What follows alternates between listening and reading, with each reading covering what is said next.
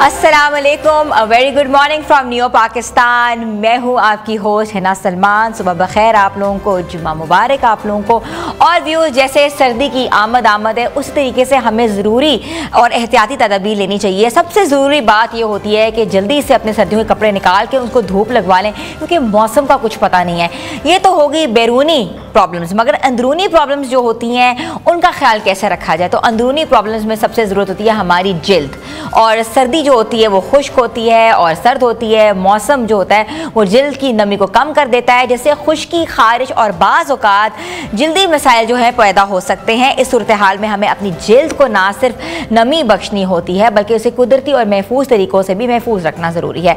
तो आज हम इसी सिलसिले में बात करेंगे कि अपनी जिल्द को कैसे इन्हांस करें, कैसे ग्लो कराएं और कैसे मॉइस्चराइज रखें। और हमें ज्वाइन किया है माहिर कॉस्मेटोलॉजिस्ट, हर्बटोलॉजिस्ट और अरोमा थेरेपिस्ट आपा नैयर ज़िक्रिया ने, जो कि आज हमें बताएंगी कि सर्दियों में जिल्द की हिफाजत कैसे करनी चाहिए, हर्बल तरीका कौन सा होता है, इलाज क्या करना चाहिए, और ये दोनों कुदरती तरीके से जिल्द जो है उसमें नमी, ताजगी और सुकून फराहम करेगी, या केमिकल जो पील्स होते हैं और मसनूआत के मुकाबले में ज़्यादातर महफूज और मौसर कौन सी चीज़ें साबित हो सकती हैं। तो आज मैं नैयर आपा को शो में वेलकम करती हूँ। अस्सलाम वालेकुम। Thank you. वालेकुम अस्सलाम। कैसी हैं आप? अल्हम्दुलिल्लाह। आपा, मुझे लग रहा है कि आपने पूरी ना कहते ना कि फार्मेसी लगाई हुई है, पूरी दवाइयों की दुकान लगा के बैठी हुई आज। अरोमा थेरेपी की बात हो रही है, सर्दियों की बात हो रही है, ठीक है। तो जो अरोमा थेरेपी है बेसिकली खुशबुओं के साथ इलाज। सर्दी का जिस तरह से मौसम आता है, कंजेशन हो जाती है, बहुत ज़्यादा रेशा, बलगम, इस तरह के इशू होते हैं, तो हम वो जो एक वैक्स होती है वाइट पेट्रोलियम जेली के अंदर, तो वो ठंड लग जाती है बच्चों की चेस्ट पे, या जो है वो इनहेल करते हैं तो हमारी कंजेशन खुल जाती है, हमारा बलगम, रेशा जो है वो ड्रेन हो जाता है, ठीक है। तो उसके अंदर जो मेन इंग्रेडिएंट होता है वो एसेंशियल ऑयल्स का होता है, खुशबू का होता है, ठीक है। जिसके अंदर आप देखें कि पुदीने की, अगर आप देखें पुदीना और लौंग, ये दो खुशबुएं इस तरह की हैं कि जो आपकी कंजेशन को, रेशा, बलगम को जो है वो निकालती है। पुदीना और लौंग, पुदीना और लौंग, उसके अंदर जो मेन खुशबू होती है वो लौंग की और पुदीने की होती है। तो इसको जब हम इनहेल करते हैं तो हमारी जो है वो कंजेशन खुलती है और माइंड जो है वो रिलैक्स होता है। सर में अगर दर्द हो रही है तो आप यही वाली जो दो खुशबुएं हैं, जिस ऑयल के अंदर उसका ब्लेंड है, वो अगर आप हल्का सा लगाते हैं तो आपकी जो है ना वो सर दर्द उसके साथ जो है वो ख़त्म होती है। अच्छा, ठीक है। सर्दियां हैं, सर्दियों के अंदर जिस तरह से आप खुश्क जिल्द की जो है वो बात कर रहे हैं, तो इस तरह के प्रोडक्ट चाहिए कि जो ऑयल बेस्ड हो और नमी भी दे। सिंपल अगर आप ऑयल लगाते हैं तो वो उतनी अच्छी उसकी पेनिट्रेशन नहीं होती। अगर उसके साथ, जिसको हम मॉइस्चराइज़र कहते हैं, अगर हम उसके साथ हल्की सी जो है वो मॉइस्चराइज़र जो है वो कंबाइन कर लेते हैं तो उसके और ज़्यादा अच्छे रिजल्ट आते हैं। तो आज मैं कुछ ऑयल्स का जो है वो आपके साथ ब्लेंड्स जो है वो शेयर करूँगी कि जो ना सिर्फ आपकी जो है वो सर्दियों के अंदर जॉइंट्स में पेन, जोड़ों में दर्द है, बॉडी में दर्द, मसल्स में स्टिफनेस, ड्राईनेस, पफीनेस हो जाती है, पफीनेस हो जाती, कंजेशन हो जाती है, बलगम, रेशा, जुकाम, नज़ला और खांसी, छींकें बहुत ज़्यादा जो है वो आना शुरू हो जाती हैं। तो इन सब के लिए कहवे, आपको पता है कि बहुत ज़्यादा जो है वो बन रहे होते हैं कि ठंड लग गई है तो कहवा जो है वो कहवे बनते हैं घरों के अंदर, ठीक है। तो आज जो है वो मैं कुछ इस तरह की चीज़ें आप लोगों के साथ जो है वो शेयर करूंगी जो आपके किचन के अंदर अवेलेबल है। सबसे इंपॉर्टेंट होता है यहाँ खुश्की, ड्राइनेस रहती है, हमें इंटरनल ड्राइनेस भी रहती है, एक्सटर्नली भी हमारे जिस्म पे पैचेस पड़ जाते हैं, उसके लिए कौन सा ऑयल इस्तेमाल करना चाहिए? हाँ जी, जिन लोगों की ड्राइनेस की अगर हम बात करें, जिन लोगों को आदत है गर्मियों के अंदर, जिन्होंने जो है वो ऑफिस में भी एसी, घर में भी एसी, पसीना नहीं आने दिया, एसी में बैठे रहे हैं, ठीक है। हमारी बॉडी जो पसीने के जरिए जो टॉक्सिक मटीरियल है जो निकालती है, अमोनिया, लैक्टिक एसिड वगैरह, तो अगर हम पसीना नहीं लेते तो भी इस वजह से भी जो है वो ड्राइनेस हो रही होती है। कोशिश करें कि सेंट्रली अगर आप एयर कंडीशन में हैं तो आप सारे दिन में 1-आधे घंटे के लिए जो है वो वॉक वगैरह करें, पसीना आए। और सर्दियों के अंदर जिन लोगों को आदत है कि हर वक्त हीटर के आगे बैठे रहते हैं, उनको भी ये इशू आता है, ये प्रॉब्लम आती है। उनके लिए सबसे बेहतरीन है आलमंड ऑयल या कैस्टर ऑयल। वो आप नाइट के अंदर 1 टेबलस्पून जो है वो डाल के, तो अगर आप लेना शुरू कर देते हैं, ये इंटरनली आपकी ड्राइनेस को ख़त्म करता है। आपके पेट के अंदर अगर कॉन्स्टिपेशन वगैरह है उसको भी ख़त्म करने के लिए बेहतरीन है। उसके बाद हम फेस के ऊपर ड्राइनेस को ख़त्म करने के लिए क्या लगाएं, उसके लिए जो है वो मैं आपको एक बेहतरीन जो है वो ऑयल का जो है वो ब्लेंड बताती हूँ। आप ये वाला ऑयल बना के रख लें। इसको लगाने का जो तरीक़ाकार है, ठीक है, आपने जो है वो जैतून का तेल लेना है। 50 ml आपने जो है वो इसके लिए जैतून का तेल ले लिया, ठीक है। 50 ml ही आप इसके लिए जो है वो बादाम का जो है वो तेल ले लेंगे। ठीक है, ठीक है। ये ऑयल जो है वो पेनिट्रेटिंग ऑयल है और इनके रिजल्ट जो है वो किसी भी मॉइस्चराइजिंग या कोल्ड क्रीम से ज्यादा अच्छे हैं। और 50 ml ही आप जो सफेद तिल है या आप कोल्ड क्रीम लगा लें या ये ऑयल यूज कर लें। ये ऑयल, हाँ जी, कोल्ड क्रीम तो एक टेम्परेरी आपको मॉइस्चराइज करेगी, ये इंटरनली आपके स्किन में पेनिट्रेट होके आपकी स्किन के जो इश्यूज हैं उसको जो है ये खत्म करेगी। ठीक है। इस तरह से ये 3 ऑयल का जो है ये हमने इसके अंदर जो है वो ब्लेंड ले लिया है। इन ऑयल को जो है वो आप मिक्स करके रख लें। इसके अंदर आप थोड़ा सा जो है वो 4 से 5 कैप्सूल्स विटामिन ई के डाल लें। ये वाला जो ऑयल है, अब इसको लगाने का तरीकाकार क्या है? लगाने का तरीकाकार, आपने फेस को जो है वो वॉश करें, वॉश करके आप हल्की सी स्टीम ले लें। जिन लोगों की बहुत जो है वो ड्राई स्किन है, हल्की सी जो है वो स्टीम ले लें। स्टीम लेके आपका जो गर्म फेस है और जो आपके पसीने के जो है वो पसीना आपके फेस के ऊपर होना चाहिए, आप चंद कतरे जो है इस वाले ऑयल के लें, हाथ के ऊपर डालें 8 से 10 कतरे, और इसको आप जो है वो पूरे फेस के ऊपर मसाज करना शुरू कर दें। आपका पसीना, आपका जो स्किन है हल्की सी वेट भी होनी चाहिए और हल्की सी जो अपने स्टीम लिया हल्की सी गर्म होनी चाहिए। आप देखेंगे जो ऑयल आपने लगाया है वो आपकी स्किन के अंदर एब्जॉर्ब हो जाएगा। अगर आप ड्राई स्किन के ऊपर और ठंडी स्किन पे लगाएंगे उस तरह से ये वाला ऑयल एब्जॉर्ब नहीं होगा। तो ये ऑयल बेहतरीन, इसी के अंदर अगर आप 1 चाय की चम्मच कैस्टर ऑयल की डाल देंगे, क्योंकि जो कैस्टर ऑयल है ये आपकी स्किन की ड्राइनेस को खत्म करने के लिए, रिंकल्स को खत्म करने के लिए, आपकी स्किन की ग्लो के लिए, आपकी स्किन की हेल्थ के लिए बहुत कैस्टर ऑयल पिया भी हो जाता है? जी जी, मैंने कैस्टर ऑयल बताया ना कि 1 चाय की चम्मच, जिन लोगों को कॉन्स्टिपेशन है, बहुत ज्यादा ड्राइनेस है, जोड़ों में जो है वो ड्राइनेस की वजह से आवाजें आ रही, दर्द हो रही है बहुत ज्यादा, तो उन सब के लिए कैस्टर ऑयल या आलमंड ऑयल या ऑलिव ऑयल ये आप गर्म दूध के अंदर डाल के इसको जो है वो कंज्यूम करना शुरू करें। इसके बाद जो है वो हम बात करेंगे कि सर्दियां आते साथ ही बहुत ज़्यादा रेशा, बलगम, कंजेशन बच्चों में ये इश्यूज हो रहे होते हैं। कोशिश करें कि फ़ौरन से पहले आप एंटीबायोटिक मत दें, क्योंकि एंटीबायोटिक अगर आप दे देते हैं तो वो फिर ज़ाहिर सी बात है हो जाता है इलाज और साइड इफेक्ट्स भी बहुत ज़्यादा होते हैं। आपको जो है वो मैं एक ऑयल बनाना बताऊंगी कि जिन लोगों को जो है ये कंजेशन वगैरह इस तरह के इशू होते हैं, ठीक है, आपने क्या करना है, आपने जो है वो जैतून का तेल लेना है। जैतून का तेल आप जो है वो 50 ml जो है वो ले लें। उसके बाद लौंग इतनी ज़बरदस्त है, लौंग का जो एसेंशियल ऑयल है, ठीक है, अगर आपके पास लौंग का, क्योंकि ये थोड़े से एक्सपेंसिव होते हैं। अच्छा। अगर 50 ml आपने जैतून का तेल लिया तो इसमें सिर्फ 5 ड्रॉप जो है वो लौंग के तेल के जाएंगे। अच्छा, ठीक है। तो अगर आपके पास, क्योंकि थोड़ा सा महंगा है, लेकिन आपने प्योर एसेंशियल ऑयल लेना है, सिंथेटिक फॉर्म में उसका कोई फायदा नहीं, ठीक है, बल्कि उसका नुकसान ही होता है, इचिंग हो जाती है। प्योर एसेंशियल ऑयल्स मिलते कहाँ से? आम मिल जाते हैं, आम मिल जाते हैं, थोड़े से एक्सपेंसिव है। अगर आपके पास नहीं है, लौंग तो आपके किचन में पड़ी हुई है। हाँ। आप क्या करें कि अगर 50 ml आपने जैतून का तेल लिया है, 10 से 15 आपने लौंग लेनी है। लौंग लेके इसको आप मोटा मोटा कूट लें, ठीक है। एक टुकड़ा दालचीनी का लें, उसको भी मोटा मोटा कूट के आप तेल के अंदर डाल के, इस तेल को आप गर्म पानी के अंदर जो है वो रख दें। ये वाला जो ऑयल आपका रेडी होगा, ये बेहतरीन ऑयल है आपकी बलगम, रेशा, कंजेशन, सर्दी की वजह से। आपने सीने पे लगाना है? जी जी जी जी। और इसी के अंदर अगर आप थोड़ी सी साथ अजवाइन मोटी मोटी कूट के इसी के अंदर अगर आप डाल देंगे तो आप देखेंगे कि ये इतना ज़बरदस्त आपका जो है ये कैरियर ऑयल और एसेंशियल ऑयल की ब्लेंड के साथ ये वाला ऑयल बनेगा।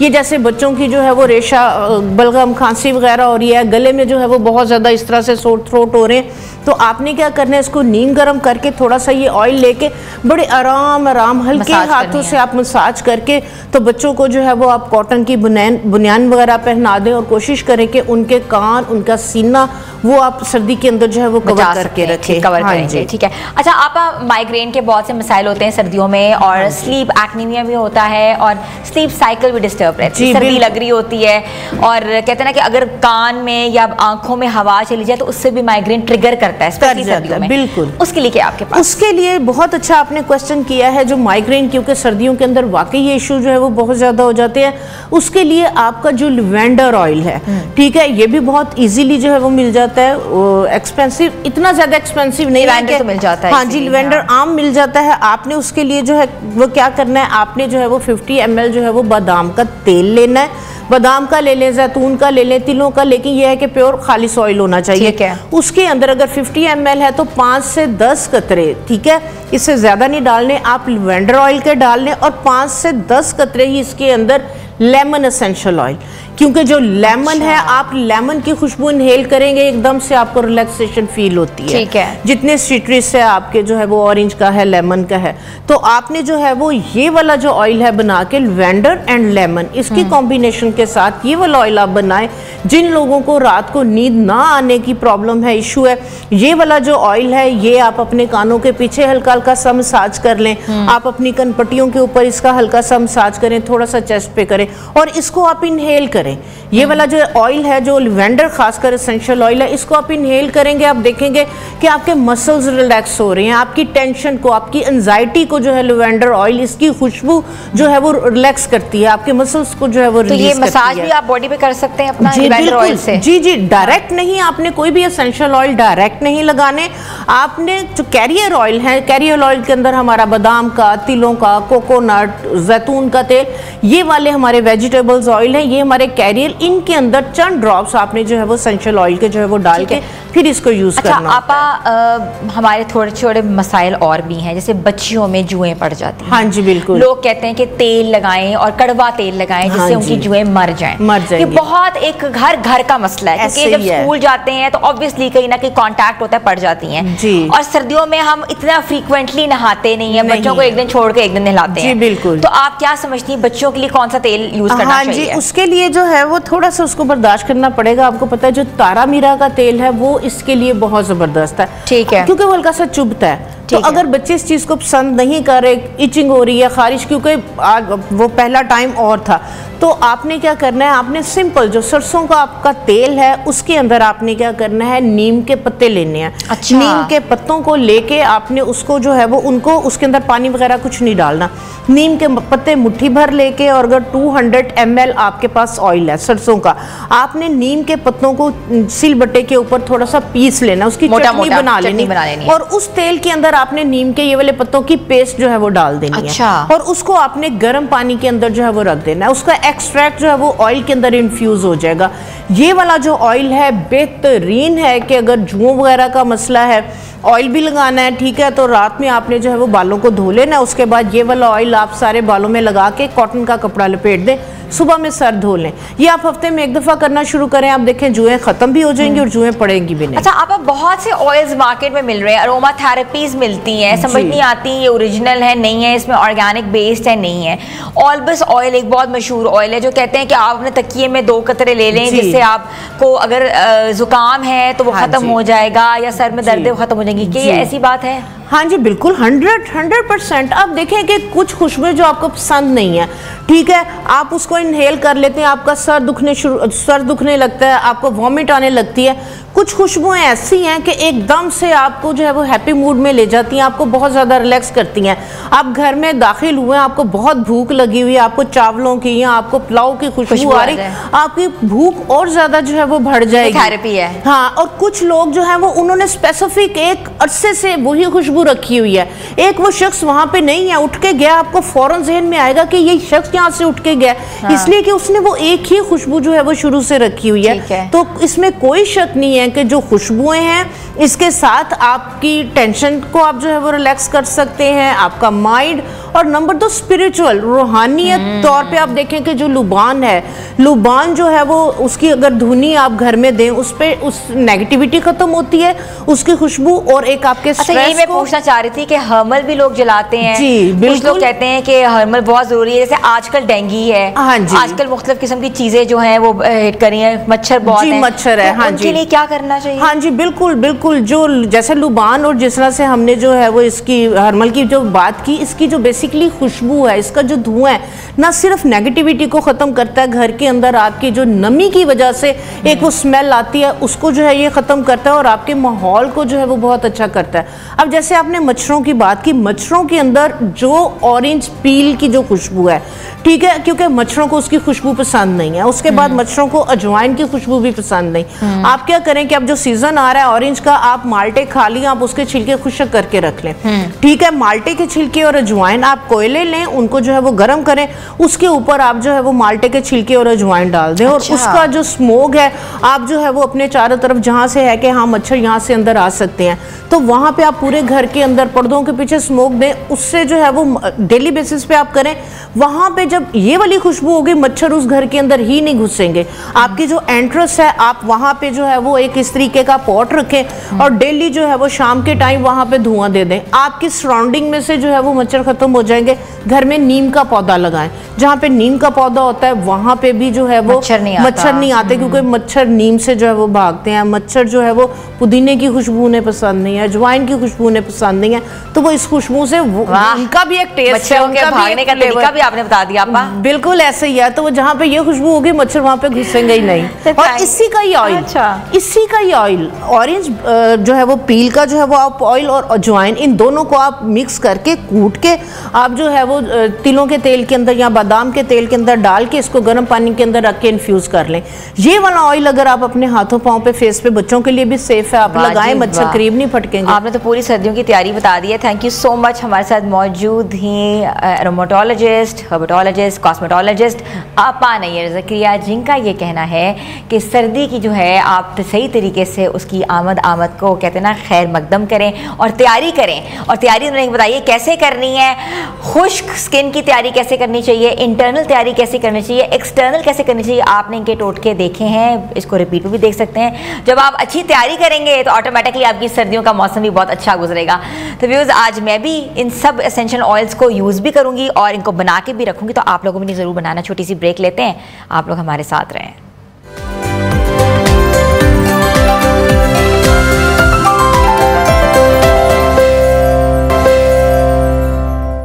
Welcome back viewers. बात करते हैं सेहत की, चूँकि आज अंडों का आलमी दिन है, तो क्यों ना अंडों की अफादियत और ख़ुसूसी सर्दियों के मौसम में देसी अंडों की अहमियत पर बात कर ली जाए। जी हाँ, ऐसा जैसे आप जानते ही नहीं हैं कि अंडों में ना सिर्फ हमारे रोज़मर्रा खाने का एक ज़रूरी हिस्सा है, वहीं सेहत के लिए भी कहते हैं ना कि नहायत ही फ़ायदेमंद है। अंडे प्रोटीन, वाइटामिन और क़ुव्वत मुदाफ़ियत को कहते हैं ना कि आगे बढ़ाते हैं और एंटीऑक्सीडेंट्स की जितने भी ख़जाने वो अपने अंदर रखते हैं और जो हमारे जिस्मानी दिफाई निज़ाम को मजबूत बनाते हैं और कारकर्दगी को भी बढ़ाने की और तवानाई फराहम करने की भी मदद देते हैं। ख़ास तौर पर सर्दियों का मौसम शुरू होने वाला है, जिसमें हमारा जिस्म बीमारियों और वायरल इन्फेक्शंस के खिलाफ हिसास हो जाता है। ऐसे में देसी अंडे अपने कुदरती खुसूसियात की वजह से फार्म अंडों की निस्बत ज़्यादा सेहत बख्श और तवानाई बख्शते हैं। देसी अंडों में ओमेगा 3 और फैटी एसिड्स, विटामिन डी और एंटीऑक्सीडेंट की मिकदार ज़्यादा होती है, जो सर्दियों में क़ुव्वत मुदाफ़ियत बढ़ाने और जिस्म को तवानाई फराहम करने में अहम किरदार अदा करते हैं। लेकिन सवाल क्या है? सवाल यह है कि हम सर्दियों में देसी अंडे कहाँ और कैसे हासिल करें और देसी अंडों की पहचान कैसे की जाती है, ताकि हमें मार्केट में मिलने वाले फार्मी अंडों और गैर मियारी मसनूआत से महफूज रह सकें। देसी अंडे आमतौर पर थोड़ा छोटे होते हैं, उनका रंग गहरा के सुनहरी या हल्का भूरा होता है और उनका कहते हैं ना कि योक ज़्यादा जो होता है वो पीला होता है। तो इसके अलावा जो है देसी मुर्गियाँ आमतौर पर खुले माहौल में परवरिश पाती हैं, उनके अंडों में ग़िज़ाई अज्जा की मिकदार ज़्यादा होती है। तो आज हम इस पर डिस्कस करेंगे कि बाज़ार के अंडे कौन से देसी हैं, कौन से अंडे देसी नहीं है, देसी अंडों की अलामात क्या होती है, निशानदेही क्या होती है। और जैसे देखा सर्दी आती है तो हमने देखा कूलर में एक बच्चा जो है वो कहता है देसी अंडे बेच रहा होता है कि वाकई वो देसी अंडे खा रहे हैं, हम क्या खा रहे हैं। तो आज हम बात करेंगे ऑर्गेनिक फूड एक्सपर्ट हमारे साथ मौजूद है हाशिम खान साहब। अस्सलाम वालेकुम। वालेकुम अस्सलाम। कैसे हैं सर? अल्लाह का शुक्र, अल्हम्दुलिल्लाह। आप खैरियत से हैं? बिल्कुल ठीक ठाक। सर ये बताएं कि देसी अंडे और नॉर्मल अंडों में क्या फ़र्क है और हम आम आवाम कॉमनर्स कैसे ये फ़र्क महसूस कर सकते हैं? बहुत अच्छा सवाल है। और मैं आज being a day for the eggs, आज अंडों का आलमी दिन है जी। मैं चाहता हूँ कि मैसेज तो हम पहले से देते चले आ रहे हैं, लेकिन अब हमें चाहिए कि हम साइन ऑफ इंटरोगेशन लगा ही लें। हम सिर्फ अभी इसी समझने में फंसे हुए हैं कि देसी कौन से हैं, ब्रायलर कौन से, जबकि हमें पता है कि नेचर जो है वो हमारे लिए सूटेबल है और हम किसी सूरत भी किसी भी सिंथेटिक चीज़ को हम ले तो लेते हैं, लेकिन उसके एडवांटेजेस हमें नहीं मिल रहे, हमें उसके डिसएडवांटेजेस ज़्यादा हैं। हम अब साइन ऑफ इंटरोगेशन लाइक के रेड लाइट जो हम ब्रेक लगाते हैं ना सिग्नल पे, हमें रुक जाना चाहिए। हम कहाँ जा रहे हैं और हम किस लाइफस्टाइल से गुजर रहे हैं। हम हर चीज़ में कलर का डिफरेंस कि जी ये जो ब्राउन है ना ये देसी है, ये वाइट है, ये ब्रायलर। अच्छा, ब्राउन देसी नहीं ऐसा होता? कुछ नहीं होता, ब्राउन देसी होता ही नहीं। देयर इज नो, इसका मतलब हमारी इंफॉर्मेशन गलत है। सिर्फ उसकी लेयर जो उसकी वो अपना नस्ल होती है ना, उसके कलर का फर्क आता है ब्राउन में और उसमें वाइट में। अदरवाइज कोई न्यूट्रिशन वैल्यू का फर्क नहीं है, कोई कुछ नहीं। और वैसे तो मैं इन न्यूट्रिशन को न्यूट्रिशन कहता ही नहीं, मैं तो इसको बग्स कहता हूँ, नथिंग एल्स। ठीक है, ऑफ कोर्स, बिकॉज आप देखें कि आपको इतनी ज़्यादा वो उसके अंदर गज़ाइयत है, एक कंप्लीट और कॉम्प्रिहेंसिव डाइट है एग, आप उसको खाते हैं, आपको क्यों नहीं फ़ायदा हो रहा? आपको अल्लाह ने सेंसेस तो दिए हैं ना, सबसे पहले तो आप खुद जज बने। आर्टिफिशियली एक चीज ग्रो हो रही है तो उसका क्या फायदा होगा? उसको आप ये देखें कि इस वक्त अल्लाह पाक ने सब शऊर दिए, हमें ये पता हमने कपड़े कैसे पहनने हैं, गाड़ी कौन सी लेनी, हमें डॉक्टर के पास कौन से पे जाना जी, वो प्रोफेसर बड़े अच्छे हैं। ऐसा कुछ नहीं होना चाहिए। सबसे पहले हम आई विटनेस हो अपनी आप से, अपने पर्सनल एक्सपीरियंसेस से। हमने अपनी लाइफस्टाइल को 100% सिंथेटिक कर लिया हुआ, हम लाइफस्टाइल से निकल ही नहीं। हमें चाहिए पेस्चर लाइफ। हमने वो सारी गांव देहातों की जो ज़िंदगी थी ना, खुले मैदान हैं, खुले जानवर फिर रहे हैं, खुली मुर्गियां फिर रही हैं, वो मिलता था। अब वो कहाँ है? ये जो इन्वायरमेंट हम यहाँ तक लाए हैं, इसकी वजह यही बनी कि हम कंफर्ट जोन में चले गए। हम सिर्फ टेबल पे बैठ के डिस्कस कर सकते हैं कि जी ये ब्रायलर है, ये देश, व्हाई नॉट वी कंज्यूम नहीं कर सकते उसको। कंज्यूम क्यों नहीं कर रहे? सिर्फ हमें छोटी सी एफर्ट करनी है कि हम उसके लिए अवेयरनेस पैदा करें। अच्छा सर, ये मुझे बताएं कि ब्रायलर अंडे और देसी अंडे, मार्केट में ये कहा जाता है कि ये ब्राउन अंडे हैं, ये देसी हम उठा लेते हैं जी, और उनका रेट भी डिफरेंट होता है। और एक अंडे होते हैं जिसमें कहता है कि एक्स्ट्रा ओमेगा 3। मैं भी रिसेंटली गई तो मैं आपको अपना एक्सपीरियंस बता रही हूँ, वो भी हम ले लेते हैं। एक होते हैं नॉर्मल अंडे जो उन्होंने पैक करके 6-7 रखे होते हैं। तो इन तीनों में फर्क क्या है? इसमें से ऑर्गेनिक कौन सा? आप कह रहे हैं इन तीनों में से कोई ऑर्गेनिक नहीं है? देखें जी, बिल्कुल भी ऑर्गेनिक, जो भी ऑर्गेनिक की फिलॉसफी हमें समझने की ज़रूरत है। इस वक्त ऑर्गेनिक की फिलॉसफी है कि जो भी हैन है वो केज में ना हो। अच्छा, हैन को केज ना किया जाए? केज, किसी भी एनिमल को केज ना किया जाए। ठीक है। क्यों? अगर वो केज में होगा, सबसे पहले आपको डिप्रेशन का इफेक्ट आएगा। ठीक है। सेकंड वन, आप उसको पेस्चर लाइफ दें। ठीक है। आप उसको ओपन जगह दें, वो एक नेचुरल एनवायरनमेंट में खाए पिए, और वो जो एग प्रोड्यूस करेगी, that will be the pure देसी अंडा। अच्छा, ठीक है। केज्ड एग जो होता है वो डिप्रेसिव हो जाता है, और उसकी इस वजह वक्त से जो फिलॉसफी है ऑर्गेनिक की है कि वो एनिमल या वो बर्ड जो कि अगर आपने उसको केज कर दिया हुआ, तो वो एक नॉर्मल लाइफस्टाइल में नहीं है। Bird mean fly, but does not mean in cage.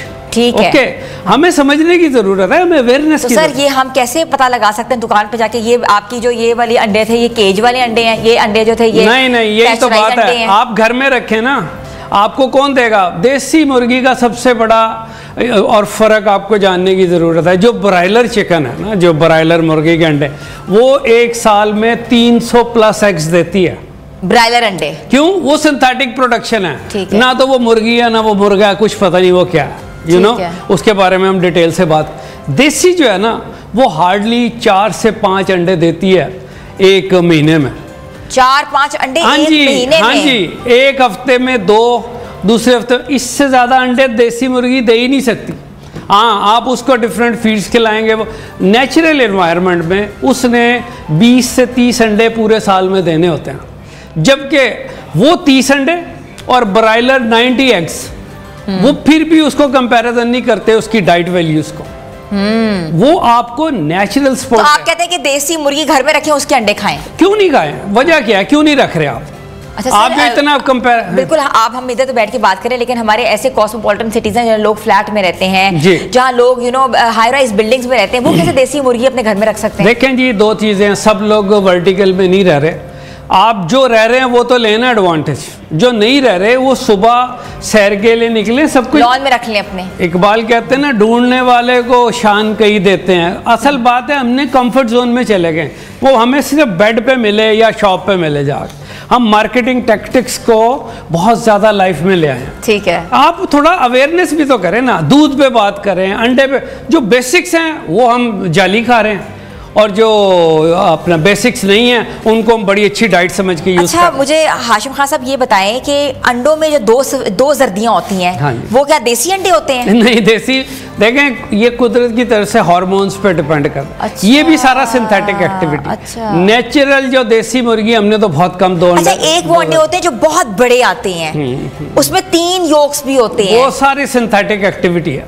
वो सारी भी सिंथेटिक है, वो भी देसी नहीं है। देसी में तो देसी का तो साइज ही होगा इतना सा, जैसे कबूतर से थोड़ा सा बड़ा साइज होता है, ठीक है। अच्छा। और अगर आप उसकी डाइट सही रखें तो बेहतर हो जाता है, ठीक है। ठीक है। लेकिन जब आप उसको आप कंपेयर कर लें, 2 अलग-अलग सेपरेट उसको ओपन करें, आपको अंदाजा हो जाएगा। उसकी सारी की सारी लश येलो होती है उसकी अपना पेल, ठीक है, योक। हाँ, योक पेल जो उसके साथ आप ब्रायलर रख लें, आपको एंटायर डिफरेंस नजर आ जाएगा उसका, ठीक है। और आप जब उसको अपना यूज करेंगे तो you will see the miracle. अच्छा, तो इसका मतलब कि मार्केट में तो आप ले ही ना आप जाके अंडे, क्योंकि मार्केट में तो मैं तो ये नहीं कहता, मैं कहता हूँ सबसे पहले कि आप अवेयरनेस पैदा करें, ठीक है। मैं क्योंकि देखें सब लोगों ने काम करना, मार्केट में जा रहे हैं वो भी तो वर्किंग कर रहे हैं ना, आप अपनी वर्किंग तो करें। आप जो इस कंफ्यूजन में जा रहे हैं कि जी हमें देसी कहाँ से मिलेगा। अच्छा, ये तो हमने बात कर ली ना कि अलामात क्या होती हैं और हम कैसे फाइंड आउट कर सकते हैं, मगर फायदे क्या हैं? Oh yes, that's very important. देसी अंडा खाने के फायदे क्या हैं? क्या क्या आप अपनी इम्यूनिटी बूस्ट होती है, इससे क्या क्या इफेक्ट्स आते हैं, आप ये भी बताएं। Very good. अनदर देखें, जब तक हम देसी इस्तेमाल नहीं करेंगे ना, हमें नेचुरल स्ट्रेंथ नहीं मिलेगा। हम जितने मर्जी ब्रायलर अंडे खा लें, हमें सबसे पहले इम्यून मॉड्यूलेशन, इम्यून सिस्टम को आप सबसे इम्पॉर्टेंट इफेक्ट जो है ना एग का, वो बच्चों और बच्चियों मेल फीमेल पे के हार्मोन्स पे। और जो ये आप ब्रायलर इस्तेमाल कर रहे हैं ना, ये तो है ही हार्मोन से बना हुआ, ये तो उन तमाम केमिकल से बना हुआ जो हार्मोन्स को जाके अब नॉर्मल कर देते हैं। आप अब सर्दी शुरू हो रही है, let us try for 1 week as well, कि 1 वीक आप देसी अंडा बॉईल करके खा लें 2 डेली, आपको अंदाज़ा होगा कि आपकी डेली लाइफस्टाइल चेंज हो जाएगा। आपको वो तमाम डाइट मिलेगी जो हेड टू टो आपको चाहिए, वो तमाम प्रोटीन्स। हाँ जी, असल तो डाइट वो है ना कंप्लीट, आपको प्रोटीन्स मिलेंगी, ओमेगास मिलेंगे, आपकी सर्कुलेशन इंप्रूव होगी, आपकी इन्फ्लेमेशन ख़त्म होगी। जबकि आप जो ब्रायलर खा रहे हैं उसमें आपको सिर्फ एक ब्रायलर अंडा अंदर चला गया, नो न्यूट्रिशन, पेट भरने के लिए पेट भर ले। हम यही तो हाईलाइट करें कि वो खाएं जिससे आपकी बॉडी की रिक्वायरमेंट पूरी हो, नेचुरल, ना कि वो आपका पेट भरते। पेट भरने के लिए तो बेस्ट है।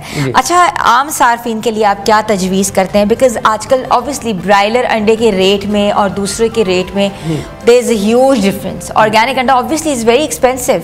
कितना एक्सपेंसिव है, कितना रेशियो है इन दोनों के दरमियान? देखें, मेरी नज़र में तो एक्सपेंसिव नहीं है। अगर आप उसको कंपेयर करेंगे ना, एक आप देसी ले लें और 100 आप ब्रायलर ले लें, तो एक बराबर है मेरे ख्याल में, फिर भी बराबर रहेंगे। अच्छा। क्योंकि असल देखें, we are natural, we are made by Allah सुब्हानहू ताला, हाँ, so we are more prone to the nature. ठीक है। हम अगर एक नेचर चीज ले रहे हैं ना, वो हमें जाके बेनिफिट दे रही है। और हम जो सिंथेटिक ले रहे हैं वो बज़ाहिर तो नजर आ रहा है जी बहुत, लेकिन उसके एडवर्स देखें कितने हो रहे हैं। भाई कम खा लो, अच्छा खा लो। यस, खाना ही कम चाहिए, डाइट को अपनी बैलेंस रखें, पेट ना भरें, न्यूट्रिशन वैल्यू पूरी करें जो कि आपको आपके बालों से लेके आपके पैर के नाखून तक ज़रूरत है, ताकि आपको प्रॉब्लम से निकलें। वरना हर दूसरा बंदा किसी के बाल गिर रहे हैं, किसी को गैस। पूरी दुनिया में जो रेस्टोरेंट्स में इस्तेमाल होते हैं वो ब्रायलर अंडे होते हैं, ऑब्वियसली है। बहुत बड़ा चेंज आ रहा है दुनिया में। लेकिन अब मैंने सुना है कि बैक टू नेचर लोग जा रहे हैं, ऑर्गेनिक रेस्टोरेंट्स खुल रहे हैं, ऑर्गेनिक फूड डिलीवर्स हो रहे हैं घर में। हमें वापस आना है। अभी कुछ दिन पहले एक एक्सपीरियंस हुआ कि जर्मन में उन्होंने बैन कर दिया, कोई अंडा आप सेल ही नहीं कर सकते जो कि केज में है ना। पेस्टर एनवायरनमेंट, पास्चर एनवायरनमेंट, इसका मतलब कि अथॉरिटी के चेक एंड बैलेंसेस भी हैं। अथॉरिटी है ना वहाँ पे लोगों में अवेयरनेस है। हमारे यहाँ ये है कि हम खुद तो इंटरेस्ट लेते नहीं ना, हमें ब्रेक लगानी है, हमें जाना है नेचर की तरफ। अगर हमने हेल्दी वेल्दी और अपना एक्टिव रहना है तो we have to go towards the nature. अच्छा, अंडों को रोज़मर्रा की खुराक में शामिल करने के लिए बेहतरीन तरीका क्या है? अक्सर लोग डाइट करते हैं तो वो क्या कहते हैं, दिन में भी अंडे, दोपहर में भी अंडे, शाम में भी अंडे, वो 1 वीक जो है वो डाइट करते हैं अंडों की। और जो जिम में लोग कर रहे हैं, जिम करते हैं, या लोग जो है MMA के प्रोफेशन से या एथलीट्स हैं, वो भी बहुत ज़्यादा कंज्यूम करते हैं। तो इतना ज़्यादा कंजम्पशन ठीक है, चाहे वो अगर हम करें ब्रायलर ना करें, अगर हम देसी अंडे करें? According to the health standard organic के जो है, उसमें हमने हर चीज़ को देखना होता है according to the body wait.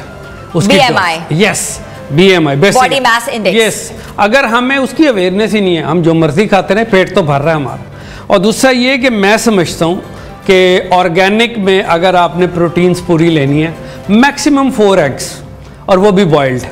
4 eggs boiled in a day. In a day, not more than that. Not more than that. Yes. ये लोग 6-6, 8-8 वो खाते फिर हैं। वो पता नहीं किस फिलॉसफी के तहत खाते हैं, मैंने तो कहीं नहीं पढ़ा वो। हाँ, अक्सर लोग योक निकाल के भी खाते हैं। नहीं, वो सफेदी खा लेते हैं। वो उनको एक माइंड में 2 चीजें हैं कि जी ये कोलेस्ट्रॉल बढ़ाता है। So yolk is good. I think yolk is good. Oh yes, yolk is good because you need some cholesterol as well. आपको LDL चाहिए, आपको HDL चाहिए, आपको अपना बहुत सी चीजें चाहिए बॉडी में। आपको बगैर कोलेस्ट्रॉल के आप जिंदा ही नहीं रह सकते हैं जी। आप पहले था बड़ी एकदम एक बूम आई, आप जाएं हमेशा क्लिनिकल ट्रायल्स पे, आप देखें कि कौन सी चीज स्टडी के साथ आ रही है, खाली ओरल मैसेजेस पे मत जाएं, अवेयरनेस पैदा करें ना। आप नेचर में आए, सुबह उठें, मॉर्निंग वॉक के लिए जाएं, हैं जी, जो कंफर्ट जोन है उससे निकलें, फिर आपको पता चलेगा नेचर है क्या। बिल्कुल ऐसा ही है। Thank you so much. आज अंडों का आलमी दिन है, तो हमने सोचा कि आज हम अंडों के ऊपर डिटेल डिस्कशन भी करें, और हमारे साथ थे organic food expert Hashim Khan साहब, जिन्होंने ज़बरदस्त किस्म की इन्वेस्टिगेटिव रिसर्च की हुई है कि अंडों की मिकदार कितनी खानी चाहिए, कैसे खानी चाहिए, कब कब खानी चाहिए, और कौन से अंडे जो है वो अपनी ज़िंदगी में शामिल करने चाहिए और कौन से अंडों को डिस्कार्ड कर देना चाहिए अपनी लाइफ से। तो आज हमने आपको पूरा समअप बताया है कि आप लोगों ने अब जो एग्स इस्तेमाल करने घर में वो कौन से करने हैं। छोटी सी ब्रेक पे जा रहे हैं, ब्रेक के बाद हम वापस आते हैं। आप लोग हमारे साथ रहे।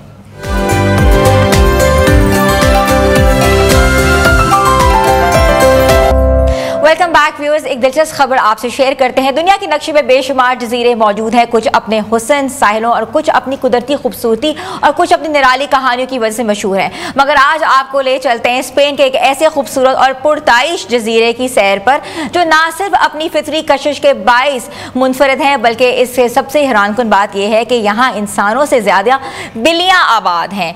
ये वो नया तबारका है, स्पेन का सबसे छोटा मगर सबसे मुनफरद जजीरा, जो कांते के करीब नीले समुद्र के दामन में वाक़ है। ये जजीरा सिर्फ 1800 मीटर लंबा और 400 मीटर चौड़ा है, यानी चंद मिनटों में इसका चक्कर लगाया जा सकता है। लेकिन इसकी पुरकशिश इतनी ज़्यादा है, इतनी गहरी है कि यहाँ आने वाला हर सयाह घंटों बल्कि दिनों ठहरने पर मजबूर हो जाता है। न्यू इतबारका की आबादी सिर्फ 50 अफराद पर मुश्तमिल है, लेकिन हैरानकुन तौर पर यहाँ बिल्लियों की तादाद इंसानों से कहीं ज़्यादा। गलियाँ, छतों और साहिलों के और किलों के इतराफ हर जगह बिल्लियाँ ही बिल्लियाँ इत्मीनान से घूमती फिरती नजर आती हैं।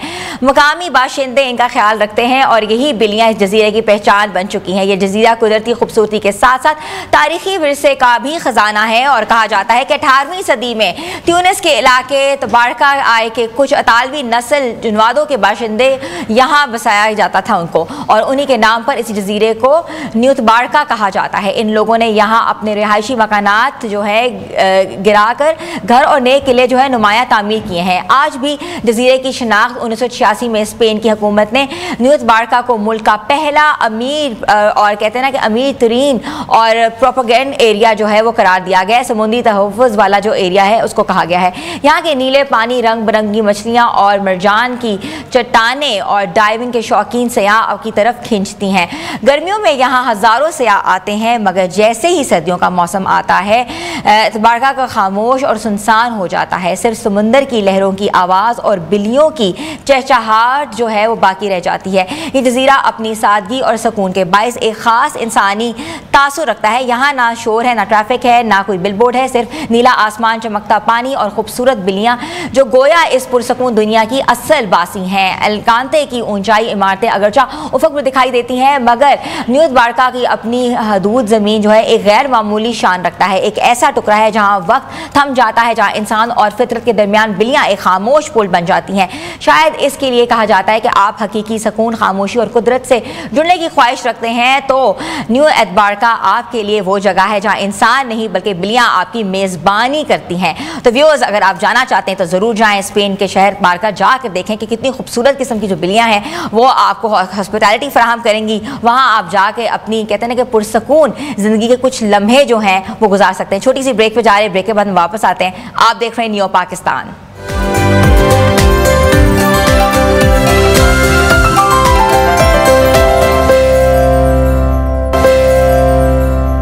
Welcome back viewers. आज हमारे साथ एक ऐसे मेहमान मौजूद हैं जो दुनिया की मुख्तलिफ हिस्सों की सैर करते हैं और उनके तजुर्बात को अपनी वीडियोस और ब्लॉग्स के जरिए दुनिया के सामने लाते हैं। ऑस्ट्रेलियन निजात ट्रिस्टन हेनर ने हाल ही में भारत और पाकिस्तान का दौरा किया, जहां उन्होंने न सिर्फ इन ममालिक की सकाफत और माशरत को समझा बल्कि वहाँ के लोगों से भी करीबी ताल्लुकात भी कायम किए। ट्रिस्टन की फोटो जर्नलिज्म की महारत और सफ़र के दौरान की गई दस्तावेजी फिल्में हमें उन ममालिक की हकीकत से रोशनास कराती हैं। आज के प्रोग्राम में हम इनसे बात भी करेंगे, मुलाकात भी करेंगे, इनके तजर्बात पर भी बात करेंगे कि उन्होंने किन किन ममालिक में घूमे हैं, क्या क्या इन्होंने अपना काम किया है और किस कहते हैं कि एजेंडे के साथ पाकिस्तान आए हैं। तो मैं वेलकम करती हूँ ट्रिस्टन हेनर को। Hello Tristan, how are you? I'm very well, thank you. It's great to be here. Welcome to the show and very good morning. Very good morning to you as well. Tristan, you've been, discovering different countries in the world. Recently, you were in India, now in Pakistan. What is your basic purpose to come here? Well, I'm just curious, I suppose, at the end of the day. Look, I'm heavily influenced by my father, to be completely honest, who had travelled both India and Pakistan a few years ago. He returned to India this year, in fact, with me for a period. And I also like to read, and across some of my reading I discovered some of the great travel writers who had been here, some of the great photographers as well, and I mean, it's an extraordinary country. Why wouldn't you visit it? So what was your great motivation, vlogging and traveling and making blogs? Is this your profession or a passion? Well, I suppose it's become my profession by accident. I'm not formally trained in whatever I really do now, filmmaking, documentaries, journalism, whatever you want to term it. My background's actually in law, and I worked in startup tech as well for a little bit, and education. So I'm a bit of a mixed bag, but I love to travel and I love to tell stories. And I suppose this year I've really discovered that that's really what I want to do with my life. So I think you're doing a lot of multitasking. Yeah, you could say that. Okay, yeah. So basically you want to make a film or documentary, and you've been in a go to make that? We produce episodes on a weekly basis. Okay. So we've been chasing many different stories. The channel's 6 months old. I started it when I was in India, and I think to date we've produced around 20 individual stories. And we've taken a high production approach, so we're a little bit different to other vloggers in that respect as well. And I mean, there are many differences, there's many ways I've tried to differentiate myself, but yeah, I'm having good fun. Okay, I would like to know about more Pakistan. You've been here. How about the hospitality? How about the atmosphere? How about the people, the culture, and what was there, anything new and surprising for you in Pakistan? Well, I've been here for 3 weeks, and I've been blown away with the hospitality. I would go as far as saying that this is the most hospitable country that I've ever visited. And I've been fortunate to visit quite a few over my short life already. So yeah, the hospitality is world class. I think the biggest surprise for me is the quality of the food. I absolutely adore Pakistani food, and that's not something that was on my radar when I arrived in the country. Really? And you like the food? I do, and yeah, well, it's very meat heavy, and I'm one of the world's worst vegetarians. Okay. So I'm a big fan of the barbecue culture here in Pakistan. Okay. And how about the spices? I hope you can, deal with the spices. I think for Agora, I've got a relatively high tolerance for spice, and that's partly cultivated after my 6 months in India. Okay.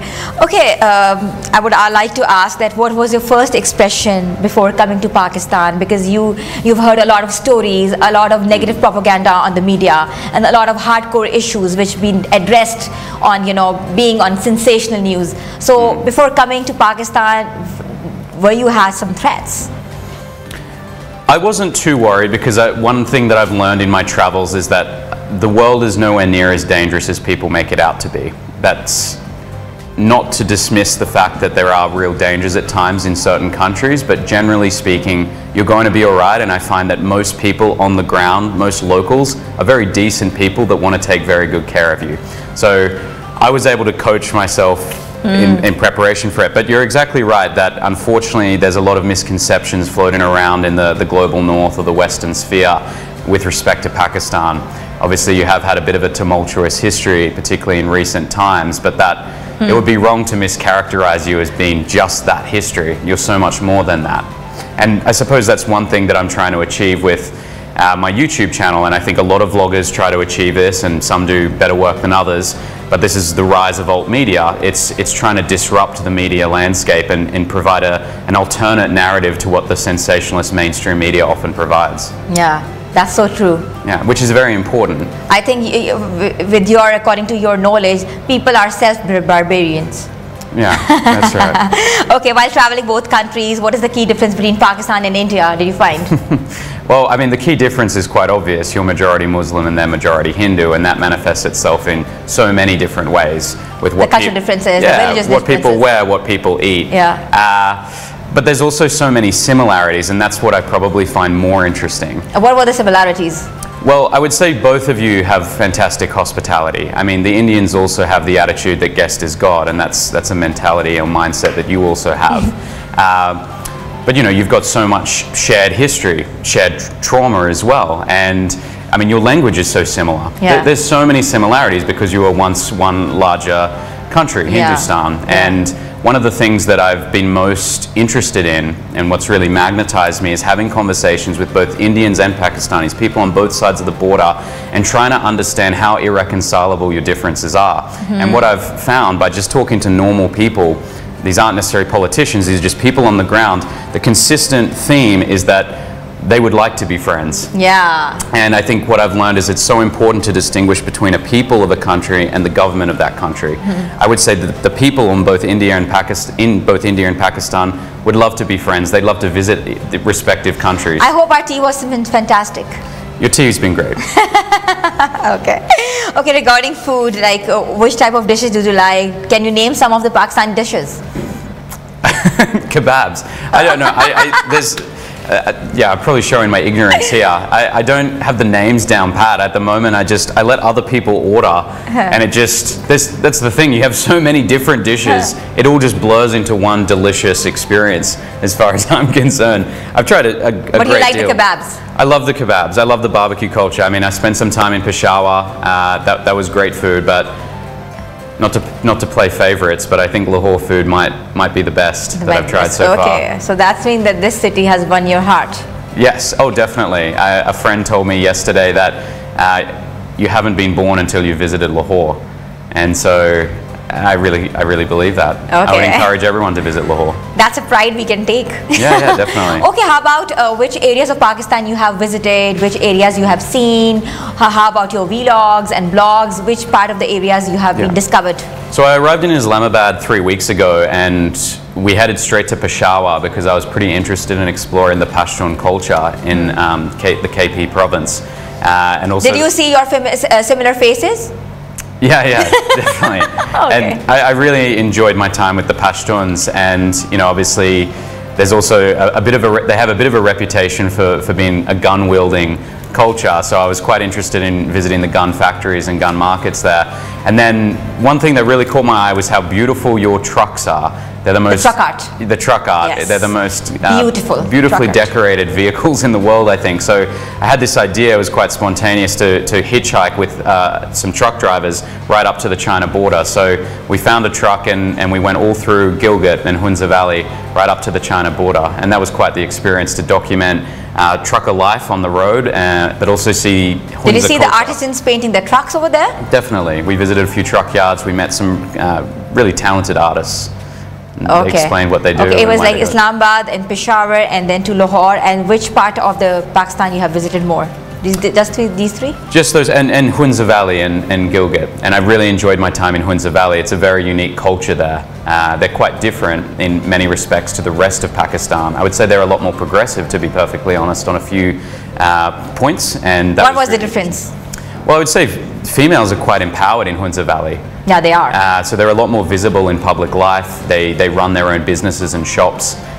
What they wear is also, I would say, a little more liberal. And so it was really, really interesting to talk to them. And Hunza has one of the highest literacy rates in Pakistan. And you know, they have a highest literacy rate. They can speak English as well. Yeah, so the average Hunza person that I met spoke quite impeccable English, and that was great. Not something I expected, but... Okay, how about Pakistani tourism? Because Pakistani tourism has been declined with the passage of time. A lot of things have been happening. You know, we've been dealing with the war on terrorism as well. That's why the people outside the world, they think that Pakistan is not the safest country to come and visit. but you have been visiting, you have visited Pakistan. How about Pakistani tourism? How we can promote that? Well, I think you can certainly do a lot more, because you have an absolutely gorgeous country in every respect. It's physically beautiful, it's culturally unique, and the people are extraordinary, and the food's great. So I think you could definitely promote it more.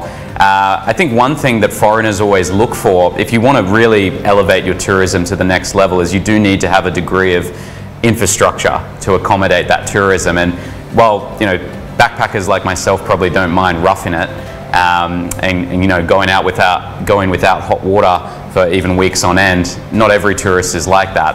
So I think you just need to bring up that base level of infrastructure, and then, well, you know, I think the world's media needs to also help you out a little bit. Yeah. And obviously geopolitical events with, you know, neighboring countries and I think help. your vlogs and vlogs would help us to promote more tourism, and, you know, feeling like we would feel better giving a soft image of Pakistan across the world.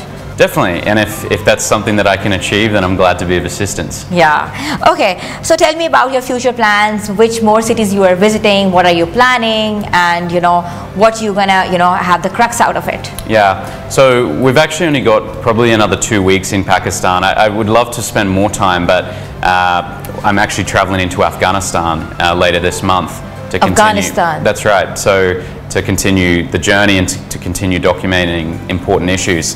And then in terms of next year, I'll probably be heading to Latin America. But my intention with my channel, Lost Media, is to make it a much bigger media company, bigger than just myself, and bring on other correspondents and creators. So I don't think it'll be too long before we're back in South Asia producing good work. Did you see the old city, the old Lahore? I did. I visited yesterday afternoon, and I'm going back today. We'll be doing more filming. Absolutely amazing. Are you going back today? Yeah, yeah. You're leaving for Afghanistan? No. So I'm in Lahore for another few days. I Okay. leave for Afghanistan later this month, but I'm going back to the old town this afternoon.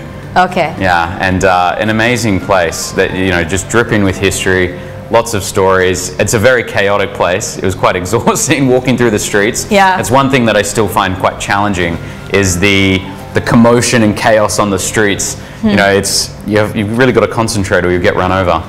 Yeah, of course, you need to be, because that's an old town, that's a need. Every city, every cosmopolitan city has an old town, and then there's a modern development. So you can see the entire different Lahore. One Lahore is entirely different, the other Lahore is entirely different.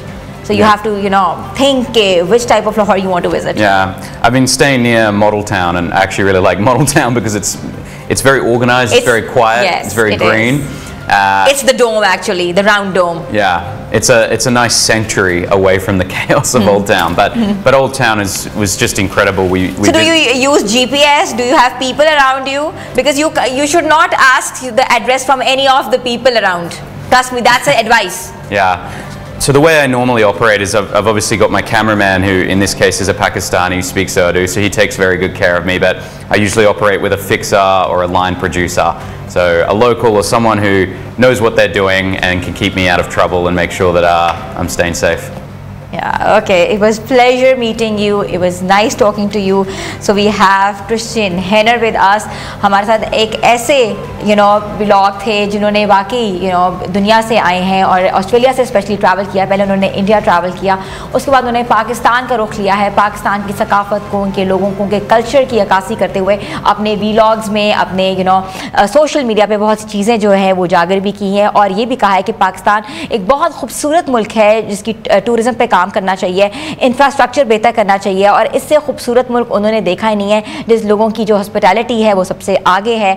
और लोगों के साथ साथ ये भी कहा है कि हमारे यहाँ जो लाहौर है, लाहौर से उनका वाकई दिल लग गया है और उनका ना सिर्फ दिल लगा है बल्कि लोगों ने उनके दिल भी जीत लिए हैं अपनी हॉस्पिटैलिटी के थ्रू और उन्होंने खूबसूरत किस्म का जो हमारा ओल्ड टाउन है वो भी सारा एक्सप्लोर किया है। तो व्यूअर्स, जितने भी पाकिस्तानी हैं जहाँ जहाँ ये जा रहे हैं इनको वेलकम करें और बिकॉज ये डिफरेंट जगह पे घूम रहे हैं, इनको कोई प्रॉब्लम्स ना हो और पता लगे कि पाकिस्तान का एक टैग लेके दुनिया में आगे जा रहे हैं और पाकिस्तान का एक सॉफ्ट इमेज लेके भी ट्रैवल करें। छोटी सी ब्रेक लेते हैं और ब्रेक के बाद हम वापस आ रहे हैं। आप देख ले रही हो पाकिस्तान।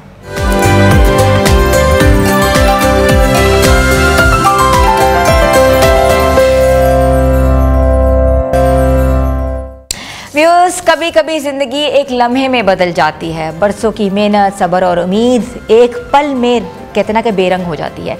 ऐसा ही कुछ हुआ है, कहते हैं कि अरब अमारात के शहर अबू धाबी में मुकीम पाकिस्तानी शहरी सईद हाफिज़ अब्दुल हमीद के साथ, जो वाकई रातों रात जो हैं लखपति बन गए। 33 साला सईद हाफिज़ अब्दुल मजीद पिछले 15 बरसों से UAE मुकीम थे।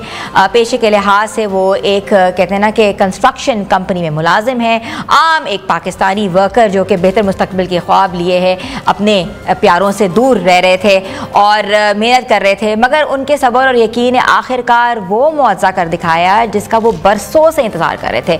अब जी वो मुआवजा क्या था? सईद जो है गुज़श्ता 2010 से हर माह बिग टिकट ड्रॉ का एक टिकट खरीदते थे और हर बार दिल में ये उम्मीद करते थे कि हाँ क्या काश ये उनकी जो लॉटरी है वो निकल जाए, तो शायद अगली बार निकले या इस बार निकल जाए। मगर 15 साल बाद जो है किस्मत ने बिल आखिर उनके दरवाजे पर दस्तक दी।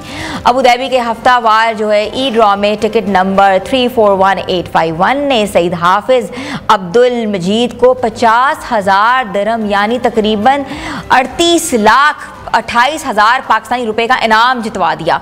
तो जब मेज़बान ने ये देखा और सुना और लाइव कॉल उनको मौसूल हुई तो सईद का तो जोश जो है वो देखने के कहते हैं कि काबिल नहीं था। शुक्रगुजारी और जज्बात सब कुछ से उनके वो झुक गए थे और उन्होंने मुस्कुराते हुए कहा कि मैं पिछले 15 साल से बिग टिकट ख़रीद रहा था और आखिरकार मेरी किस्मत जाग उठी।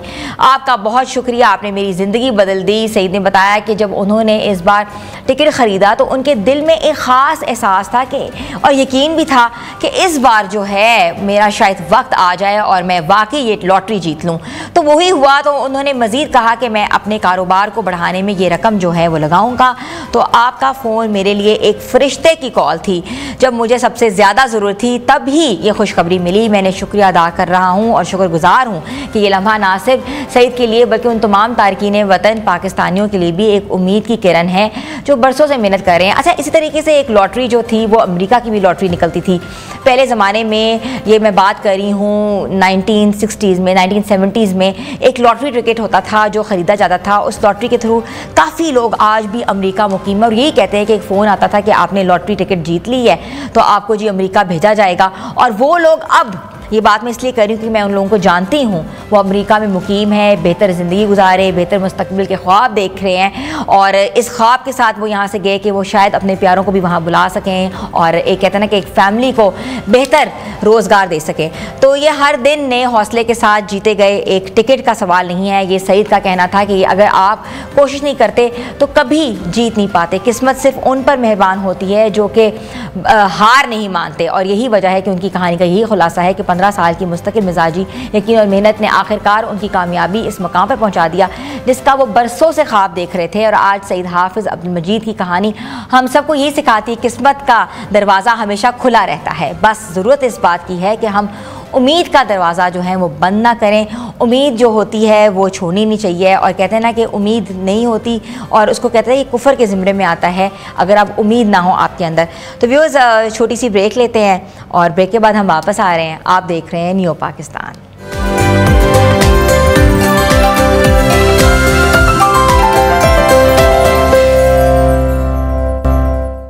Welcome back viewers. अब बात करेंगे एक बहुत अहम मौजू पर जो हर मौसम में, ख़ास तौर पर सर्दियों में हमारी सेहत और ख़ूबसूरती के लिए बहुत ज़रूरी है और वो है जिल्द की हिफाजत। सर्दियों के मौसम में हमारी जिल्द को बहुत से चैलेंजेस का सामना करना पड़ता है जैसे खुश्की, खारिश, फटना और बाज़ औक़ात जल्दी इन्फेक्शन। सर्दी की सख्त हवा, खुश्क मौसम और हीटिंग के आलात जो हैं जिल्द की नमी को कम कर देते हैं जिससे जिल्द खुश्क हो जाती है, हसास हो जाती है और ऐसे में सही स्किन केयर की अहमियत बढ़ जाती है। हम अपनी जिल्द को नमी फराहम कराते हैं और इसकी हिफाजत करें और जल्दी मसाइल से बच सकेंगे। आज हम इस पर बात करेंगे और हमें ज्वाइन किया है मारूफ जो है डर्मेटोलॉजिस्ट डॉक्टर सबा नासिर ने, जिनको मैं शो में वेलकम करती हूँ। अस्सलाम वालेकुम। वालेकुम अस्सलाम। कैसी हैं डॉक्टर? ठीक ठाक, अल्लाह का शुक्र, आप सुनाएं? बिल्कुल ठीक ठाक। सर्दियाँ आ गई हैं और हमारे वही मसाइल हैं कि स्किन में क्रैक्स आ गए हैं, पोर्स खुले नज़र आ रहे हैं और ड्राइनेस बहुत ज़्यादा है, पैची हो गई है और हमें नहीं समझ आ रही, हम फाउंडेशन लगाते हैं तो हमें ऐसे लगता है जैसे इरिटेशन हो रही है। क्या करना चाहिए? अच्छा, सबसे पहले तो ये है कि मौसम चेंज हो गया है और काम हमारे क्योंकि वही है, रोज़मर्रा के कामों से बाहर भी निकल रहे हैं, घरेलू जो ख़वातीन हैं उन्होंने घर में भी रहना है तो वो अपनी स्किन को मॉइस्चराइज़ नहीं रख रही हैं। स्किन को मॉइस्चराइज रखने के लिए बहुत अच्छा जो लोशन है वो आपने उसका इंतखाब करना है। वो लोशन जिसमें सेरामाइड हो, हाइलुरोनिक एसिड हो, ग्लाइसरीन हो, वो आपने अपनी स्किन के ऊपर हर 2 घंटे बाद, जिनको एक्जिमा का मसला है, जिनको चंबल है या कोई और स्किन प्रॉब्लम है, वो तो हर 2 से 3 घंटे बाद लगाएं। और जो वो ऐसे अफराद जिनको कुछ भी नहीं है, उन्होंने भी अपनी स्किन को ऐसे ही मॉइस्चराइज रखना है। लाइक आपको मार्केट में बहुत से नज़र आएंगे, मैं जो यूज़ करती हूँ वो 3 लेयर्स के नाम से है मॉइस्चराइजिंग लोशन। उसमें सेरामाइड्स भी हैं, हाइलुरोनिक एसिड भी है, ग्लाइसरीन भी है, और वो पेशेंट की स्किन को जो है वो बहुत अच्छा जो है वो हाइड्रेट कर रहा है और बहुत अच्छे रिजल्ट्स दे रहा है। ठीक है। अच्छा, हमने ये देखा है कि हमारे कुछ एरियाज डार्क हो जाते हैं सर्दियों में, जैसे कि ये अपर लिप्स वाला एरिया है, लोअर लिप्स वाला एरिया है, आंखों के नीचे वाले एरियाज हैं, और इवन के साइड्स पे ब्लेमिशेस पड़ जाते हैं, और बाकी स्किन जो है टोन ठीक रहती है। तो टोन को कैसे ठीक किया जा सकता है? अच्छा, इसके लिए सबसे पहले तो मैं गाइड करूंगी कि सन ब्लॉक लाजमी लगाएं। सन ब्लॉक, हाँ, सन ब्लॉक इतना ज़्यादा ज़रूरी है क्योंकि ये हम लोग लगा नहीं रहे हैं, इसकी वजह से पिगमेंटेशन आ रही है। हाँ। ऊपर से आजकल वेदर ऐसा आ गया है जिसकी वजह से ड्राइनेस की वजह से फिर और ज़्यादा ये चीज़ें जो हैं प्रोमिनेंट होती हैं। तो सन ब्लॉक आपने ऐसा लेना है जिसके अंदर फिजिकल प्रॉपर्टीज़ हों, जिसके अंदर आपको जिंक ऑक्साइड और टाइटेनियम डाइऑक्साइड उसमें मौजूद हो, वो आपकी स्किन को बहुत अच्छी प्रोटेक्शन देगा विद सोलर रेडिएशन। ठीक है। और अगर कोई पूछता है, क्योंकि ज़ाहिर है लोगों का ज़्यादा कंसर्न होता है कि हमें बताया जाए कि कौन सा जो सन ब्लॉक है वो हमारे लिए ज़्यादा मुफीद है। लाइक जो मैं यूज़ करती हूँ वो इसी तरह 3 लेयर्स के नाम से आता है सन ब्लॉक, और उसकी SPF जो है वो 60 है। अच्छा, हमें SPF 60 यूज़ करनी चाहिए कि 100 पे जाना चाहिए? अच्छा नहीं, SPF का एक कॉन्सेप्ट क्लियर कर दूं कि SPF is sun protecting factor जी। आप वो 30 से ऑनवर्ड जो भी लगाएंगी आपको वो बेनिफिशियल है। आप 100% भी लगाएंगी वो आपको 100% कवरेज नहीं देगा। ठीक है। सन प्रोटेक्टिव फैक्टर सिर्फ आपको उस चीज़ से प्रोटेक्ट कर रहा है कि आप सूरज की शुआओं में निकल रही हैं और उसमें आपकी स्किन के ऊपर एरिथीमा कितनी देर बाद आ रहा है, मतलब लाली कितनी देर बाद आ रही है, हमें सिर्फ उस चीज़ को प्रोटेक्ट करना है। लेकिन हमने जो चीज़ उसमें देखनी है कि उसमें UVA और UVB प्रोटेक्शन दोनों होनी चाहिए। ठीक है। तो वो सन ब्लॉक लगाएं, वो बहुत अच्छा है। उसको मैं कहूँगी कि वो हमारी ख़वातीन नहीं लगाती हैं, कोई भी नहीं बल्कि लगाता। बच्चों को भी लगाना चाहिए, मर्द हजरात, ख़वातीन, और जिस तरह आजकल मौसम चेंज हो गया और सबकी प्रेफरेंस होगी कि धूप में बैठें, तो धूप में बैठने से पहले भी लाजमी लगा के बैठें क्योंकि टैनिंग हो जाती है। हाँ जी, टैनिंग हो जाती है। अच्छा, आप ये भी मुझे बताएं कि अक्सर देखा है कि टी जोन जो है उस पर ऑयल आया हुआ है, बाकी फेस जो है वो पूरा ड्राई है, कौन सा फेस वॉश यूज़ करना चाहिए? I am talking about the chemical compound. अच्छा, इसमें जो टी जोन वाली जो एरिया है वो ज़्यादातर एक्नी प्रोन जिनकी स्किन होती है उनको ये मसले मसाइल आते हैं, क्योंकि टी जोन जो एरिया है वो बहुत ज़्यादा उसमें हमारी पेशेंट की एक्नी आ रही होती है। उसमें मैं हमेशा कहती हूँ कि वो वाला सन ब्लॉक लगाएं जिसमें सैलिसिलिक एसिड हो, ताकि वो सैलिसिलिक एसिड 2% आपको इजीली मार्केट में अवेलेबल है, उससे अपना मुंह जो है वो धोना शुरू करें। अच्छा, सैलिसिलिक एसिड में और मैंडालिक एसिड में क्या फ़र्क है? सैलिसिलिक एसिड जो है वो यूजुअली हम देते हैं फॉर एक्नी प्रोन स्किन। ठीक है। उन्होंने सैलिसिलिक एसिड है वो अगर आपके ब्लैक कॉमिडोन्स हैं, आपके वाइट कॉमिडोन्स हैं या एक्नी है, वो उसको टारगेट करेगा। ठीक है। वो एक ऐसा कंपाउंड है या एक ऐसा आप कह लें केमिकल है जो हम एक्नी प्रोन स्किन के ऊपर लगा रहे हैं। ठीक है। डॉक्टर साहब, आजकल जो है वो प्रोडक्ट से ज़्यादा लोग कहते हैं प्रोसीजर्स करवाएं आप, क्योंकि लोग कहते हैं प्रोडक्ट पे रिजल्ट जो है बहुत देर से आएगा, तो इससे बेहतर नहीं है कि आप थोड़े से पैसे खर्च करके प्रोसीजर करा लें। आप क्या समझती हैं कि गर्ल्स को या एज जिनकी ब्रैकेट 20 से 35 या 40 है तो उनको प्रोसीजर्स पे जाना चाहिए?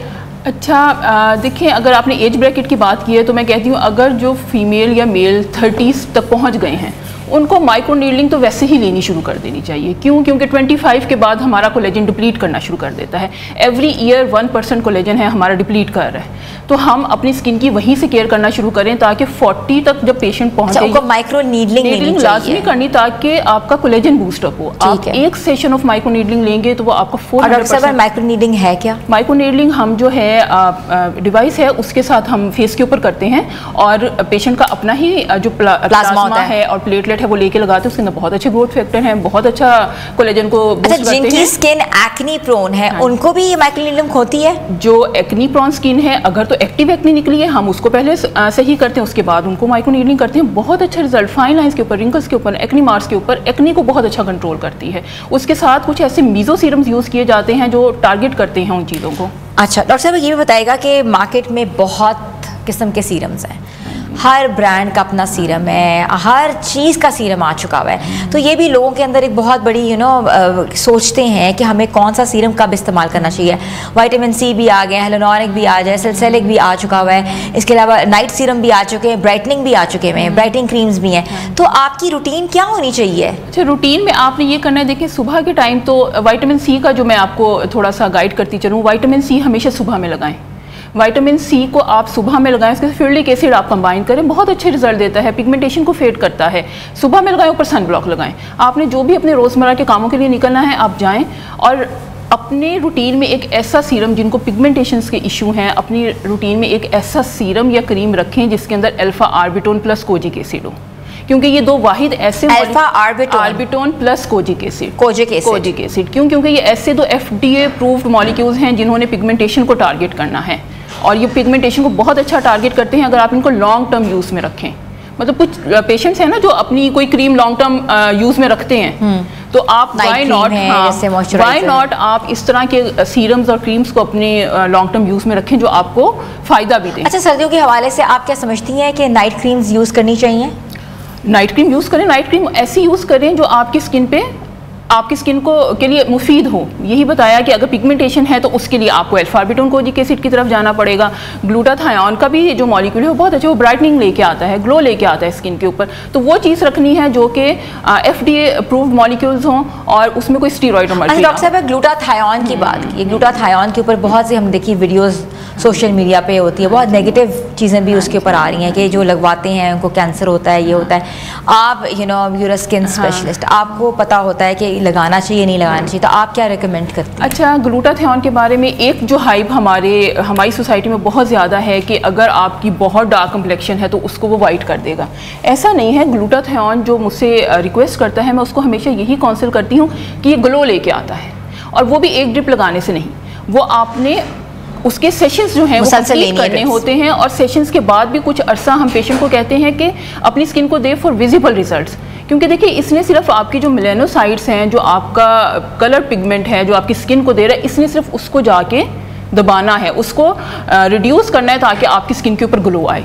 इसको आप जब तक कंटिन्यूस यूज़ में नहीं लेके जाएंगे, आपको रिजल्ट नहीं आएंगे। अच्छा, दूसरा जो आपने FDA अप्रूव्ड बात की, ये FDA अप्रूव्ड नहीं है। हमने इसमें पेशेंट का लीवर और रीनल फंक्शंस लाजमी देखने होते हैं। अगर किसी को गुर्दों का मसला है, अगर किसी को जिगर का मसला है, अगर कोई लैक्टेटिंग मदर है, हमने उनको ये चीज़ नहीं लगवानी है। हाँ, टॉपिकल फॉर्मुलेशन में आप लगाएं, लेकिन हमने उनको ये इंजेक्शंस नहीं इंटरनल नहीं लगाने।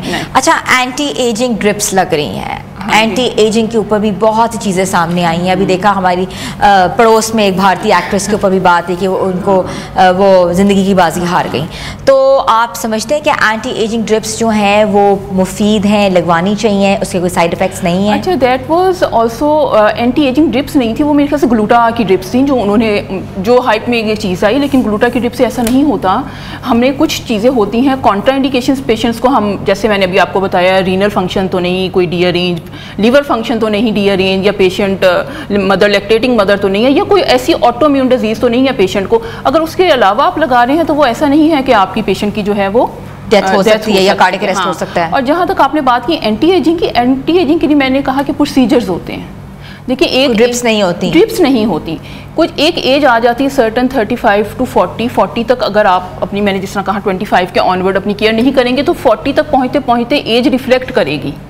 क्योंकि फेस जो फैट है वो तो लॉस हो गया, वॉल्यूम जो है वो डिक्रीज हो गया, ऊपर की स्किन ढलक गई है।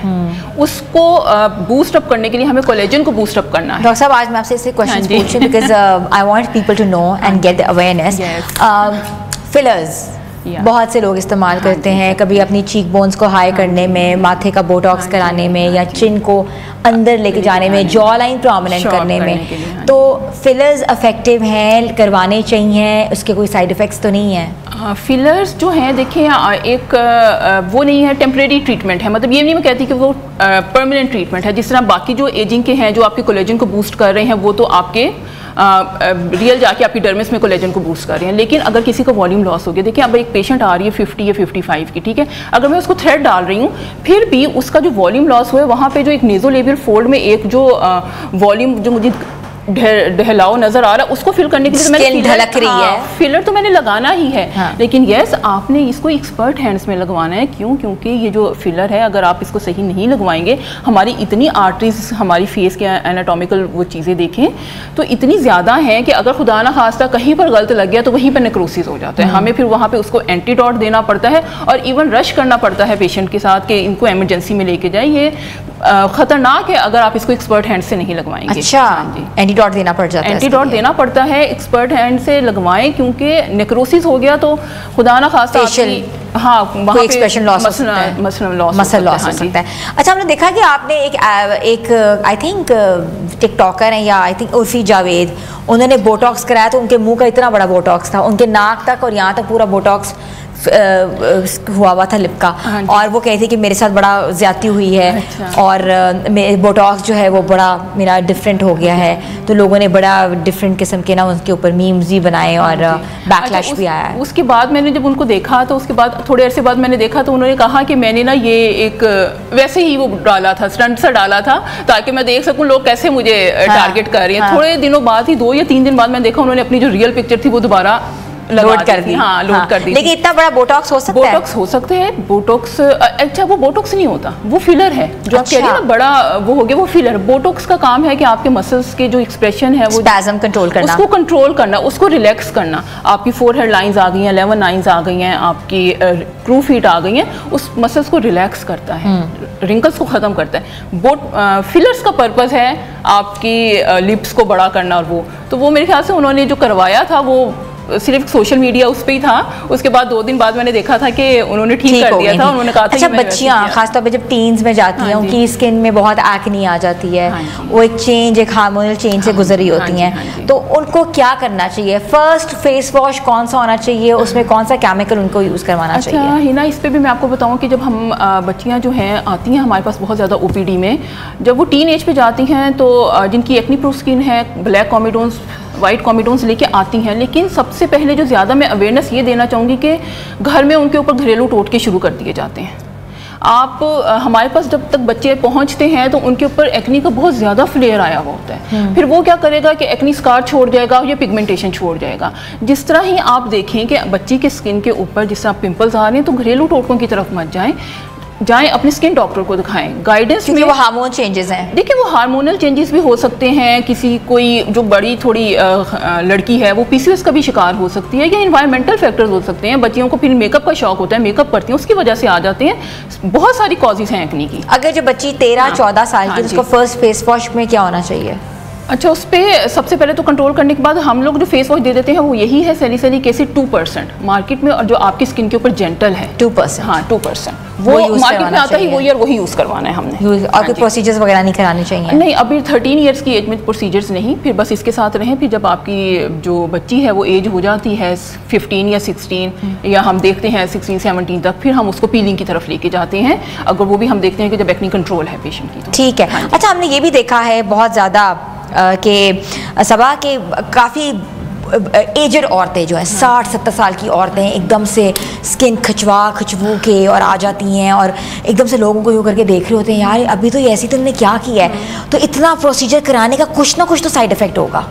नहीं, इसमें साइड इफेक्ट कुछ नहीं है। हाँ, साइड इफेक्ट तो मैं नहीं कहूँगी। हाँ, नेचुरल एक चीज़ है। देखें, अगर आपको अपने आप को यंग देखना चाह रहे हैं तो लोग जो हैं वो करवाते हैं। अच्छा, उसमें भी मैं कहती हूँ कि जब एक 60 तक 55 to 60 तक चले जाते हैं, उसमें भी जब हम एक नेचुरल लुक देते हैं ना, पेशेंट को खिंचवाते हैं, थ्रेड्स लगवाते हैं, फिलर्स डलवाते हैं, उसमें भी वो इतना ज़्यादा खिंचाव नहीं आता जो सर्जरी से आता है। जो लोगों को देख रहे होते हैं वो कहते हैं तो प्लास्टिक की गुड़िया लग रही है, वो सर्जरी से आता है। सर्जरी से, बहुत ज़्यादा सर्जरी से फिर आपको बिल्कुल 60 ईयर्स की जो आप देख रहे हैं, और अगर वो आपको लग रही है कि 30 ईयर्स की स्किन है तो वो फिर सर्जरी करवाई हुई है।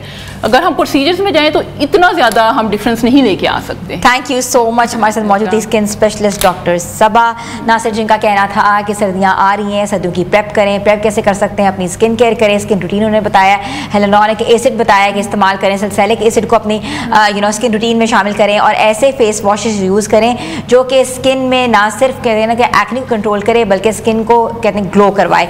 और इसके साथ साथ लोगों को एक्स्ट्रा प्रोसीजर्स की तरफ नहीं जाना चाहिए। प्रोसीजर प्रोसीजर्स वही लोग कराएं जिनको ज़रूरत है, लेकिन ये भी कहा गया है कि प्रोसीजर से कोई साइड इफेक्ट्स नहीं होता, ये टेम्प्रेरी होता है और कुछ अरसे के बाद जो है स्किन वापस अपनी असल हालत में आ जाती है। तो खुश होने की ज़रूरत नहीं है, जिन्होंने प्रोसीजर कराएं वो सारी ज़िंदगी जो है वो यंग नहीं रहेंगे, एक ना एक दिन उनमें एजिंग आएगी। तो व्यूज़ आपका आज का प्रोग्राम आपको कैसा लगा ज़रूर बताइएगा। आपका फीडबैक हमारे लिए पॉजिटिविटी लाता है, और हमारे सोशल पेजेस पे जाएं और जाके प्लीज़ कमेंट करें, क्योंकि मैं आपके कमेंट्स पढ़ती हूँ। मिलेंगे अगले हफ्ते नए प्रोग्राम के साथ। अपनी होस्ट हिना सलमान को इजाज़त दें, तब तक के लिए अल्लाह हाफिज़।